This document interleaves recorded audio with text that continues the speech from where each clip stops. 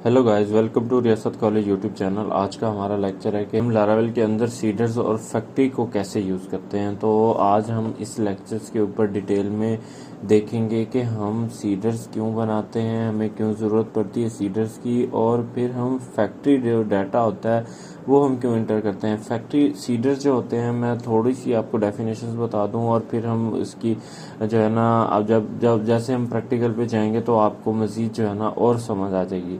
जो सीडर्स होते हैं वो डिफ़ॉल्ट में हमने कोई भी एंट्री मैनुअल करवानी होती है डेटाबेस के अंदर फॉर टेस्टिंग या फॉर प्रिपरेशन ऑफ आपका जो सिस्टम होता है उसको रेडी होने में जितनी चीज़ें चाहिए होती हैं वो हम उसके सीडर्स बना देते हैं। मैं आपको एग्जांपल देता हूँ। जैसे हमें डिफ़ॉल्ट में हमने एक एडमिन पैनल बनाया। डिफ़ॉल्ट में हम कहते हैं डिफ़ॉल्ट में हमारा जो सिस्टम है प्रोटेक्टेड हो।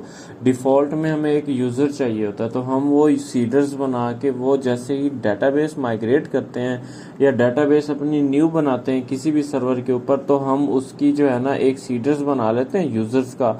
देन हम क्या करते हैं कि उस सीडर्स जैसे ही हमारा रन होता है तो हमारा वो यूज़र क्रिएट हो जाता है। इसी तरह से एक और एग्जांपल है कि जैसे हमारे पास किसी सिस्टम के अंदर रोल्स एंड परमिशंस होती हैं, तो हम क्या करते हैं, जो हमारा सीडर्स होते हैं ना, हम उसके अंदर रोल्स एंड परमिशंस को ऐड कर देते हैं और फिर हमारी जो है ना डाटा सारा का सारा हमारे सर्वर पे चला जाता है। हमारे सारे रोल्स एंड परमिशंस, बेसिक जो रोल्स एंड परमिशंस होती हैं वो रेडी हो जाती हैं। सेकंड हमारे पास है फैक्ट्री। फैक्ट्री क्या होता है? फैक्ट्री वो होता है कि जैसे हमने एक सिस्टम बनाया, उसको हमने टेस्ट करना है जी 2-3 हज़ार डाटा हो हमारे पास, या 10,000 या 20,000 या जितना हमने इंटर करवाना हो। हम मैन्युअली इंटर नहीं कर सकते, या हम कमांड के थ्रू हम एसक्यूएल की क्यूरी लिखेंगे तो उससे हमारे पास टाइम कंज्यूमेशन ज़्यादा हो जाएगी, टाइम भी ज़्यादा लगेगा और हमारा सिस्टम भी ज़्यादा चलेगा। लारावेल एलोकेंट है, इसके ज़रिए हम फैक्ट्री डाटा इंटर कर सकते हैं, फेक डाटा डेटाबेस में इंटर करके टेस्टिंग कर सकते हैं सारा का सारा। इसलिए फैक्ट्री डाटा होता है। आज थोड़ी सी इंट्रोडक्शंस हो गई, इसकी डेफिनेशंस हो गई। अब हम चलते हैं कोड के ऊपर और हम अपना एक सीडर बनाते हैं, फैक्ट्री बनाते हैं और देखते हैं कि ये किस तरह से वर्क करते हैं। ओके, तो अब हम आ गए हैं यहाँ से। मैं ये फाइल्स जितनी ओपन है ये मैं बंद कर देता हूँ यहाँ से। ओके, लास्ट जो हमारे पास था, हमने एक सिस्टम बनाया था जिसके अंदर हमारे पास ना कस्टमर्स शो हो रहे थे। यहाँ से मैं गेट कस्टमर्स करता हूँ ना, तो मेरे पास जो अभी कस्टमर्स आ रहे हैं वो ये मेरा चल रहा है प्रोजेक्ट। यहाँ पे देखिए मैंने अपने प्रोजेक्ट को VS कोड में ओपन कर लिया। ये मेरा प्रोजेक्ट चल रहा है। इसमें गेट कस्टमर करता हूँ तो मेरे पास इतने कस्टमर्स आ रहे हैं। अभी एक ही कस्टमर आ रहा है, तो मैं अभी जो सीडर बनाता हूँ वो 2 या 3 डिफ़ॉल्ट में कस्टमर ऐड करता हूँ और उसको रन करता हूँ। उसकी हमने कमांड देखनी है किस तरह से सीडर्स बनते हैं और उसको फिर हम माइग्रेट किस तरह से करते हैं। दोनों कमांड्स मैं बताता हूँ, आप उसको अंडरस्टैंड कर लें। फर्स्ट जो मेरी कमांड है, अभी मैं न्यू सीडर्स बना रहा हूँ। सीडर्स कहाँ पे आते हैं वो भी मैं बताता हूँ। PHP आर्टिजन मेक सीडर्स, आपने लिखना है मेक सीडर, आगे उस सीडर्स का नाम जो सीडर्स बनाना चाहते हैं। फॉर एग्जांपल मैं अब कस्टमर का बनाना चाहता हूँ, कस्टमर आगे सीडर लिख दूंगा अपनी अंडरस्टैंडिंग के लिए।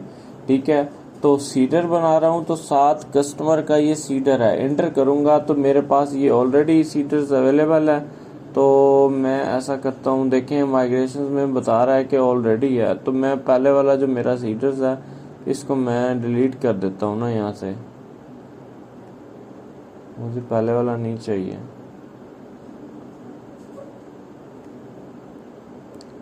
ओके, अच्छा जी, पहले वाला मेरे पास। अच्छा, एक चीज़ ये कंफर्म है, ये मैं आपको बता दूं पहले सीडर्स बनाने से पहले।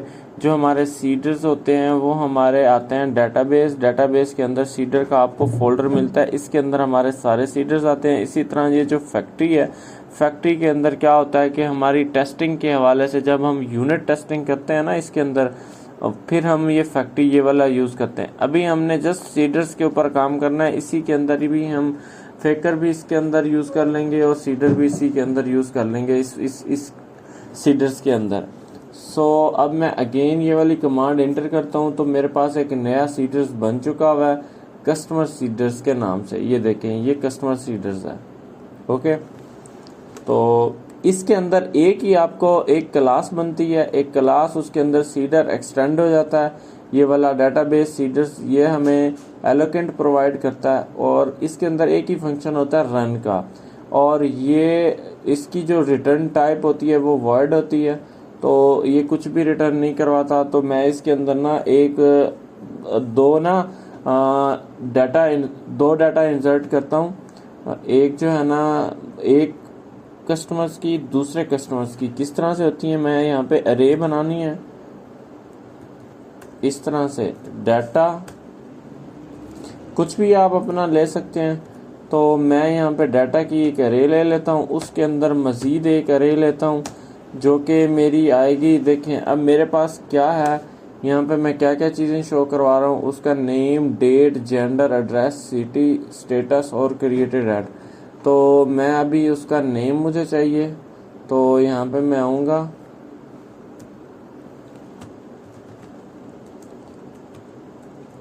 नेम, तो नेम में मुझे चाहिए जी test1। ओके, सेकंड जी है मेरे पास DOB, तो DOB मुझे चाहिए जी यहाँ से 1998/4/20। ओके, तो ये मेरी डेट आ गई। इसी तरह से फिर मेरा जो है जेंडर है, जेंडर्स में मैं ऐड कर दूंगा Gmail. Okay, second fourth पे है हमारे पास एड्रेस,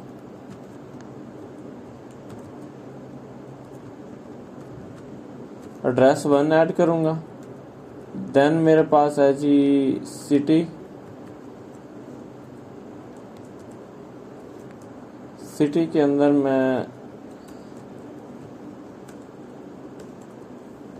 सिटी 1 ऐड कर देता हूँ। अच्छा जी, बाकी मेरे पास डिफ़ॉल्ट वैल्यू ये खुद स्टेटस उठा लेगा और क्रिएटेड ऐड उठा लेगा। अब जो है ना मुझे 2 चाहिए, तो मैं इसको कॉपी कर लेता हूँ और मैं यहाँ पे आता हूँ, एक कोमा लगाता हूँ, एक सेकंड अरे बना देता हूँ। ओके, तो इसको मैं 2 कर देता हूँ ताकि मुझे समझ भी तो आए ना कि ये कुछ जो इस फील्ड्स के अंदर है 2 कर दिए।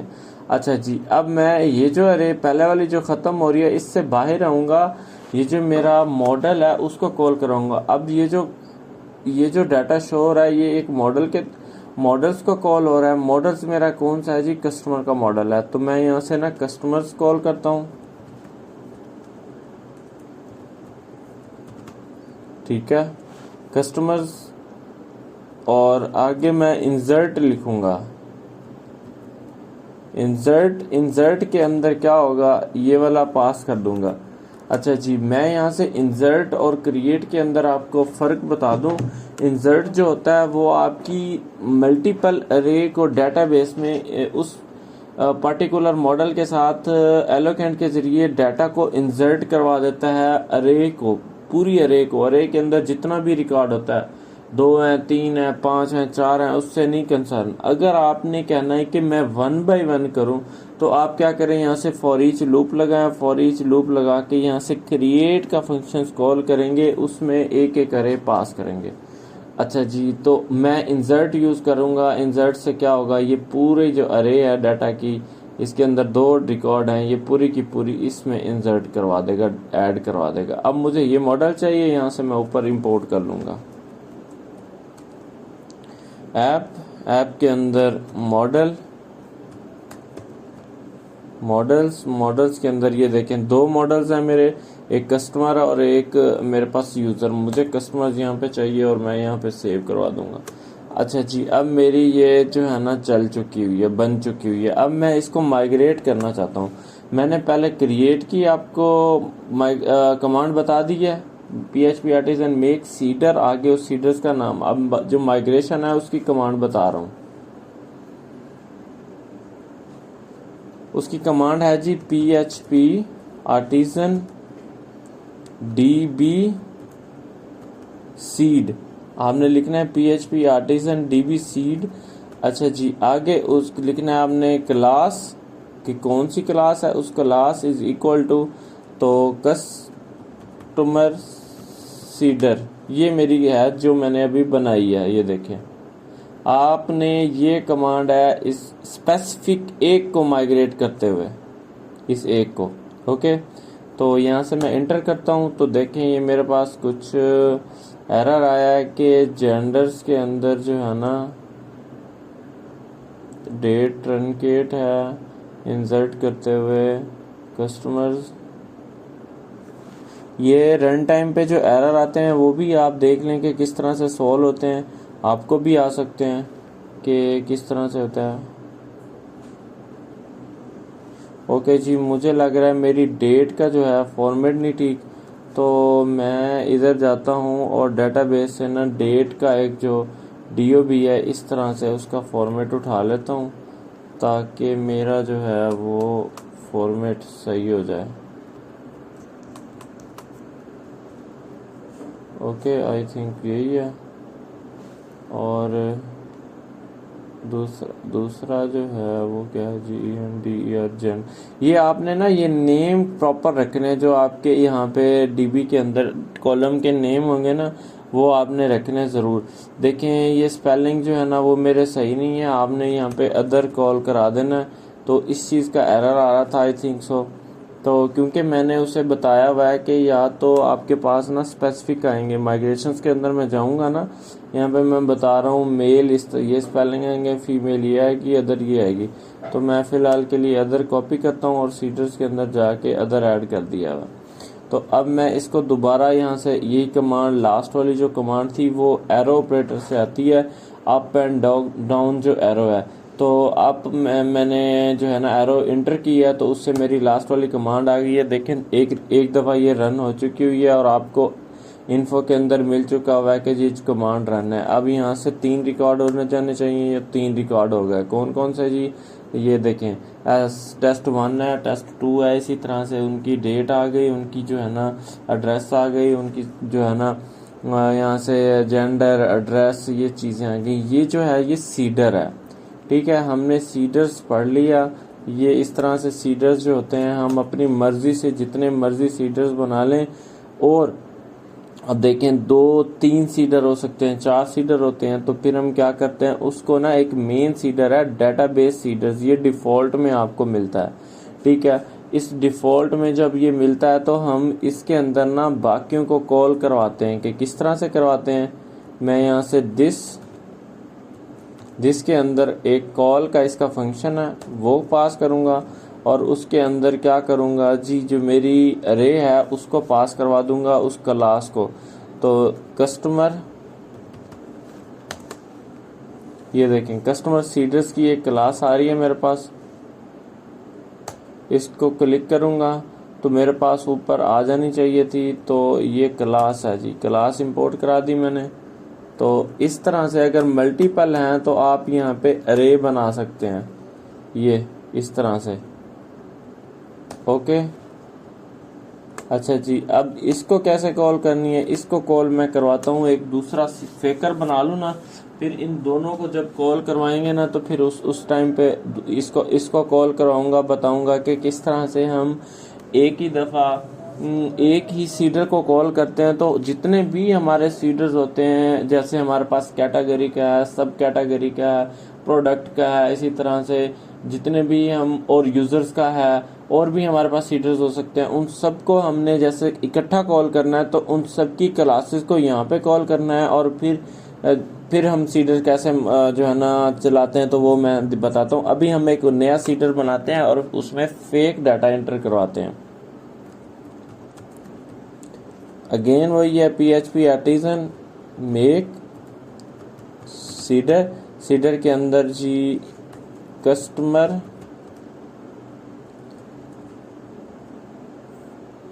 फेकर के नाम से ना मैं एक और सीडर बना लिया, ठीक है, FACKER, फेकर। ओके, इंटर हो गया तो मेरा एक नया रिकॉर्ड आ गया सीडर्स के अंदर। तो यहाँ पे मैं आया, मैं यहाँ पे फिर मुझे एक ही डाटा मिला, तो यहाँ से मैंने क्या किया, यहाँ से ना पहले ओके आपने अब फर्स्ट ऑफ ऑल यहाँ से मैं इंपोर्ट करवा लेता हूँ यूज़ करके। यूज़ आपने करना है फेकर, FAKER, फेकर। फेकर के आगे आपने ना फैक्ट्री को कॉल करवा लेना इस तरह से। ओके, फैक्ट्री को आपने इसको एज करके कुछ भी आप उसका नाम अगर आप चेंज करवाना चाहते हैं तो आप करवा सकते हैं। चलो मैं अभी के लिए फेकर ही कर देता हूँ यहाँ से उसको एज करके। अब मैं एज को यहाँ पे यूज़ कर सकता हूँ, एज करके उसका मैंने एक टेम्प के ऊपर नाम रखा है जो इसी स्पेसिफिक क्लास के अंदर यूज़ हो सकता है। तो इसको मैं उठाऊंगा और यहाँ से मैं फेकर को कॉल करवा के उसके अंदर एक क्रिएट का फंक्शन कॉल करूँगा और इसको एक वेरिएबल के अंदर ना स्टोर करवा लूँगा इस तरह से। मतलब मैं इसका ऑब्जेक्ट बना रहा हूँ। ओके, अब मेरे पास ये फेकर बन चुका हुआ है। अब मैं यहाँ से ना लूप लगाता हूँ कि मुझे कितना डाटा चाहिए, कितनी दफ़ा मैंने एक अरे बनाना है, कितना रिकॉर्ड फेक के अंदर मैंने इंटर करना चाहता हूँ। 10 चाहिए मुझे, 50 चाहिए, 100 चाहिए, कितना चाहिए। तो अब मैं वो देखूँगा।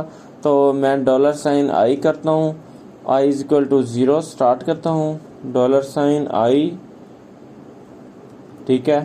तो अभी के लिए मैं 20 ऐड कर देता हूँ, आप अपनी मर्ज़ी से जितना इंटर करना हो तो आप कर सकते हैं ना। प्लस कर देता हूँ, फॉर लूप लगा दिया हुआ मैंने। तो अब क्या होगा, यहाँ पे ना मैं एक डाटा के अंदर एक अरे ले लेता हूँ और इसके अंदर बाहर भी एक अरे ले ली मैंने। ओके, अब मैं यहाँ से जाता हूँ कस्टमर्स वाले में से, यहाँ से जाके यहाँ से ये कॉपी कर लेता हूँ ना, एक अरे कॉपी कर ली और यहाँ पे आके वही एक ही अरे को पेस्ट कर दिया मैंने। अब इसके अंदर एक अरे आ चुकी हुई है, ये लूप के अंदर लगा हुआ है। तो यहाँ से इसी को मैं यहाँ से क्लोज कर देता हूँ, बंद हो गई। अब मुझे क्या चाहिए, यहाँ से मैं कहता हूँ जी मुझे फेकर, इसमें से मुझे चाहिए नेम, ये खुद ही नेम उठा के आपको दे देगा। ओके, यहाँ से मुझे चाहिए फेकर के अंदर मुझे चाहिए डेट का क्या फॉर्मेट होना चाहिए, ईयर, मंथ और डेट डैश में इस तरह। ओके, यहाँ पे ना एक फंक्शंस होता है, हम $फेकर कॉल करते हैं। फेकर के अंदर जब हमने सिलेक्ट करवानी होती है ना कोई चीज़ें, तो हम ना यहाँ से रैंडम एलिमेंट का एक फंक्शंस होता है, उसको हम कॉल करवाते हैं इस तरह से। ओके, इसको ना हम एक अरे दे देते हैं, वो उस अरे में से खुद ही जो है ना चूज कर लेता है क्या चाहिए जी। यहाँ से मुझे चाहिए, यहाँ पे हम दे देते हैं जी अदर और फीमेल। ओके, तो अब हम इसे सेव कर देते हैं, तो ये ख़त्म हो गया है। अब मुझे इसमें से एड्रेस चाहिए, तो मैं इस नेम को कॉपी कर लेता हूँ। तो यहाँ से मुझे चाहिए एड्रेस, यहाँ से मुझे चाहिए जी सिटी। ओके, अब क्या होगा, ये लूप चलेगा, हर दफ़ा अरे चलती जाएगी, इसके अंदर इंसर्ट होती जाएगी। ये जब लूप ख़त्म होगा तो ये अरे 20 की हो चुकी हुई होगी, 20 रिकॉर्ड की। हम इसके बाहर जो है ना कस्टमर्स को कॉल करते हैं और उसके अंदर डाटा इंसर्ट करवा देते हैं।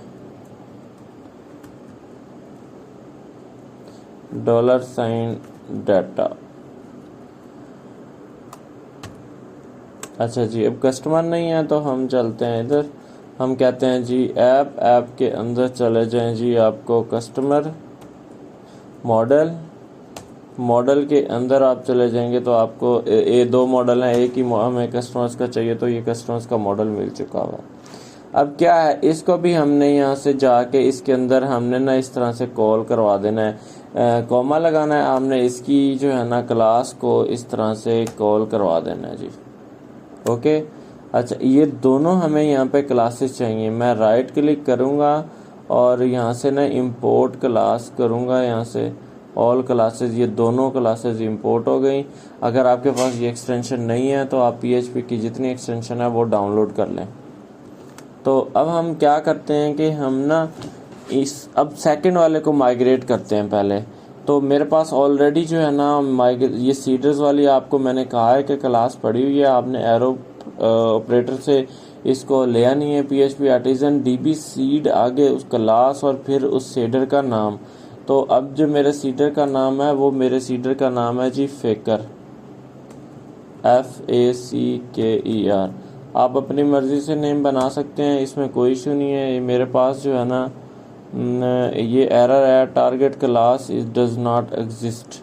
ये टारगेट जो क्लास है वो कहते हैं इसमें एग्जिस्ट नहीं करती। तो हम फिर देखते हैं कि हमने कहाँ पे मिस्टेक की है।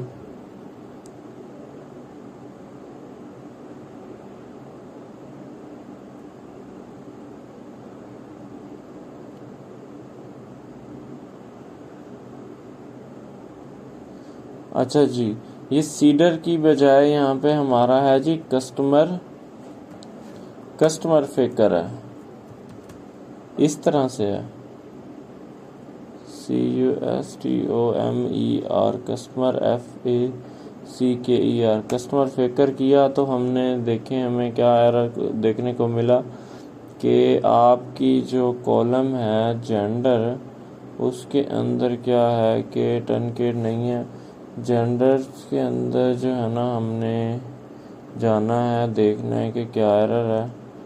फीमेल, यहाँ से हम जाते हैं और यहाँ से ना हम ये इस तरह से एक अरे उठाते हैं जो हमारी है, इसको दे देते हैं ना सीधा सीधा, ताकि हमें ये टेंशन ना हो। ओके, हमने दे दी। अब हम देखते हैं, हम अगेन इसको रन करते हैं तो देखें इसने कोई 1 सेकंड के अंदर 20 रिकॉर्ड इंटर कर दिए आपके। अब मैं आता हूँ यहाँ से, पहले ये देखें, इसको रीलोड करता हूँ तो देखें आपके 20 के 20 रिकॉर्ड आ चुके हैं। टोटल 23 हो चुके हैं। एक पहले पड़ा था, 2 हमने उस सीडर से चलाए और फिर हमारे पास 20 रिकॉर्ड ये आ गया। देखें एक एग्जैक्ट एड्रेस उसने दिया, एक एग्जैक्ट जो है ना आपके पास सिटी दिया है, और ये देखें एग्जैक्ट सिटी का नाम आ रहा है, एग्जैक्ट एड्रेस आ रहा है, उसका उसने मेल दिया है, इसी तरह से उसका नेम दिया है, डेट दिया है, ईच एंड एवरीथिंग। क्या है, ये एक फेक डाटा है। आप 10,000 20,000 रिकॉर्ड एंटर करके आपकी अपनी API का जो रिस्पांस है उसको चेक कर सकते हैं कि किस तरह से मेरी API का रिस्पांस डाउन हो रहा है, अप हो रहा है, क्या हो रहा है, और हमारे पास जो फेकर है वो हमारे पास किस तरह से वर्क कर रहा है। और अब हम जो है ना, जब अब फर्स्ट टाइम जो है ना एक ही सीडर्स को कॉल करते हैं तो कैसे करते हैं, आपने PHP आर्टिजन माइग्रेट के आगे आपने ना फ्रेश करना है, फ्रेश के आगे आपने 2 दफ़ा डैश लगाना है और आगे सीड लिख देना है इस तरह से। ये क्या होगा, जैसे ही आपकी माइग्रेशन फ्रेश इंस्टॉल होगी साथ ही उसके सीडर चल जाएंगे। सीडर्स आपके जितने बने हों आपने सारे बना के इस डेटाबेस जो सीडर है इसके अंदर रजिस्टर करना है, इस कॉल मेथड के अंदर। ये कॉल मेथड है, इसके अंदर अरे पास हो जाती है इस तरह से। तो फिर क्या होगा, पहले फ्रेश डाटा एंटर हो जाएगा और पहले सारा डाटा ख़त्म हो जाएगा और फिर साथ बन जाएगा। तो इसको मैं चलता हूँ, तो पहले इसने ड्रॉप किया सारे के सारे टेबल्स को, ठीक है। यहाँ से टेबल ड्रॉप करने के बाद फिर क्या हुआ, ये हम ऑलरेडी जो है ना माइग्रेशन फ्रेश और रिफ्रेश को पढ़ चुके हैं। तो फिर इसने ना ये सीडर्स जब चलाने लगा तो इसने मुझे कुछ एरर दिया, ये स्ट्रिंग का एरर है। ओके गाइस, अगर आपके पास जो है ना इस तरह से ये एरर शो हो रहा हो ये वाला, तो इससे परेशानी हो ना, तो मैं आपको बता देता हूँ कि ये किस चीज़ का एरर है। ये था हमारा जो हम इसके अंदर एक स्ट्रिंग ऐड कर रहे हैं, कॉल टू अनडिफाइंड स्ट्रिंग का एक एरर आ रहा है। ये हमारा जो अपाचे सर्वर, अगर आप लिनक्स यूज़र हैं तो हो सकता है कि आपको ये वाला एरर आ रहा हो। तो मैं आपको बता देता हूँ कि ये किस तरह से एरर्स जो है ना रिमूव होगा। आपने जो है ना इसकी मैं आपको जो कमांड है वो प्रोवाइड कर दूंगा और आपको इसको डिस्क्रिप्शन के अंदर ऐड कर दूंगा। आपने ये कमांड ऐड करनी है अगर आप लिनक्स यूज़र हैं। अगर आप लिनक्स यूज़र नहीं हैं तो आपने परेशान नहीं होना। फिर ये है कि अगर आप विंडो यूज़र हैं तो आपने आना अपनी php.ini फाइल के अंदर, और उसके अंदर आके आपने ये जो एक्सटेंशन आपको मिलेगी इस तरह से इसको अनकमेंट कर देना है, ये वाली mbcstr to string। तो उसको अनकमेंट करने के बाद आपने अपने सिस्टम को रीस्टार्ट करना है और देन आपको ये जो है ना एरर्स नहीं मिलेगा। तो जैसे ये चला के ना फिर आपने एक दफ़ा अपाचे को रीस्टार्ट करना है अगर आप लिनक्स यूज़र हैं। अगर आप विंडो यूज़र हैं तो देन आपको हो सकता है कि ये एरर्स भी ना आए, और ये एरर्स नहीं आता। अगर ये एरर आता भी है तो आपने परेशानी होना, ये str2 जो स्ट्रिंग है ये आपने ना अपनी php.ini फाइल के अंदर इसको सर्च करेंगे तो ये आपको मिल जाएगा।